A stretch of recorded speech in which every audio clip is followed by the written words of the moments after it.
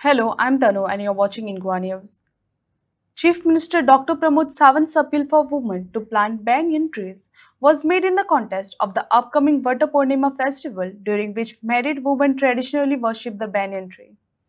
During a live interaction, the Chief Minister encouraged women to take the initiative of planting banyan saplings and said the government would provide the plants for free of cost.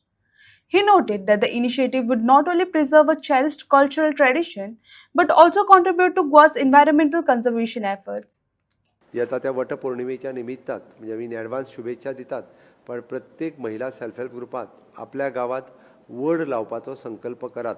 फाटल्या वर्सभरात गोंयांतले खुबशे वड हे पडून नश्ट जाल्ल्या. तो नवीन वड लावप ही जबाबदारी आमचीच आसा. आमी जी वडाची पुजा करता तेंच्यांनी वडाची फानी मोडून घरांत हाडून पुजा करच्या ऐवजी वडाचें झाड लावचें आनी ताजी पुजा करची. वडाची झाडांय बी ही सरकारा कडल्यान तुमकां वेगवेगळे कडेन ती हाडून दिवपाचें काम हे आमचें डिपार्टमेंट करतलें आनी नक्कीच म्हाका खात्री आसा की ह्या सगळ्या हातूंत तुमचो सगळ्यांचो सहभाग तुमचो सगळ्यांचो आस्पाव हो खूब मोठ्या प्रमाणात आसतलो